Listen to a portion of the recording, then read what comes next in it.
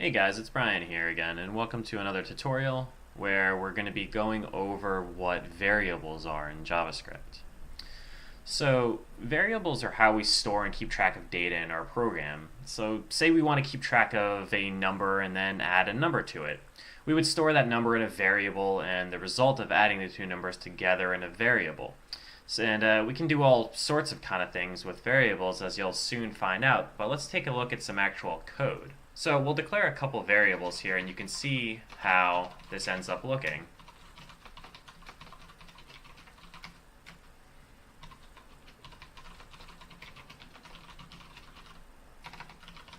So what we've done here is declare three variables. And the first thing you'll notice is that var is the keyword in JavaScript that actually shows that you want to declare a variable. Var tells the interpreter to create a new variable which is named by whatever comes after var and stores something in it. Whatever comes after the equal sign is what is stored in the variable. So in JavaScript we have a couple different types of data. We have numbers, like our variable best number is, which is 3 in this case.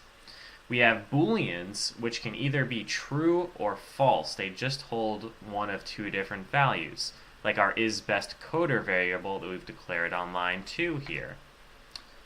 We also have strings, and as you can see we have a variable bestString, which is equal to the value "this is a thing." So numbers are written in code simply as they are, just as the number. We can either have them be written as an integer or as a float, so we could actually have a number be represented as 3.1 instead of 3. And JavaScript isn't really too particular about that.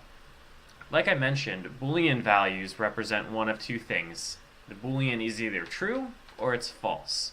And this will come into play in later lessons when we learn about things like loops and conditionals.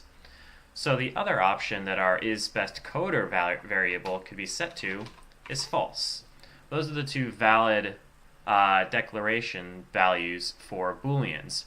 You'll see later on that many other things can be evaluated to be either true or false, but when declaring an actual Boolean variable, we either give it the value of true or false.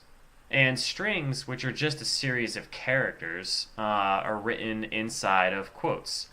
You can either use single quotes or double quotes to encapsulate a string. I tend to use single quotes. To JavaScript, it doesn't matter as long as the opening character is the same as the closing character.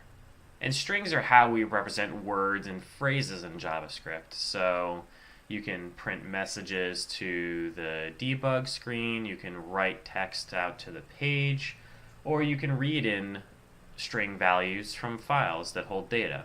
So now let's take a look at a couple basic things that we can do with these numbers and strings. Now with numbers we can do things related to everyone's favorite subject, math. Don't worry, nothing complicated here. Let's just go over a couple of code samples. Say we have two variables, variable A, which is equal to 2, and variable B, which is equal to 6. A couple of basic things that we can do with these numbers is add them together. So in this case, we're storing the result of A plus B equal to our new variable that we've declared, which is W. We can also do things like multiply the numbers together, subtract them, or divide them. These are all valid things you can do with numbers in JavaScript. These are the most basic things that you can do with numbers in JavaScript. They're used for a lot more. They're used to keep track of the iteration of for loops that we'll see later on. They're used to keep track of different flags that might be set. They're used for a lot of different things in JavaScript, not just adding, subtracting, multiplying, and dividing, but we'll see more of that as we go on. Now, strings are mainly used in code to represent a word or a phrase, so let's take a look at some things we can do with strings. So say we have a variable string1, which is equal to string, and a variable string2, which is equal to the number, or the phrase 2. One thing that we can do with strings is we can add them together or combine them or concatenate them into a new value. So we can say something like this: string1 plus string2 is equal to our new variable that we've declared, which is string3. Now the result of string 3 is going to be equal to string 2. The plus operator in JavaScript, when it's applied to two strings, just takes those two strings and just smooshes them together and creates one string that is then stored in whatever variable that you declare. And just as a side note, the two slashes you see at the beginning of this line represent a comment in JavaScript. Comments are a way to put messages inside of our code that can explain things that we're doing inside of our code, or leave notes for ourselves or for others that we're working with. They're extremely helpful for annotating exactly what you're doing and providing more context to something that you've done, because when you go back and look at your code 3 months later or even 3 weeks later, you might not exactly remember why you did that certain thing you did, and comments help with that. Now, one thing to keep in mind is how you name your variables. Naming variables is a very important part of writing clean and understandable code. We want to choose names that accurately describe the variable to help make our code readable. Single variable letters like A or Y are typically not good variable names.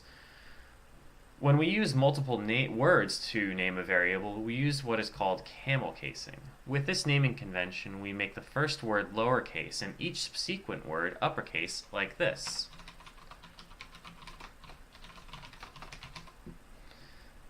That makes it a lot easier to read instead of having a variable which is all lowercase. And like I mentioned before, you want to have your variable be descriptive about what it's used for. So if we're keeping track of a number of cars, and that's going to be stored in a number, we can name our variable something like num of cars is 3. Or more concisely, you'll see a lot of the time num cars, something along those lines for naming variables.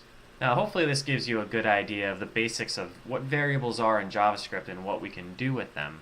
Let's move on to see some other subjects within JavaScript.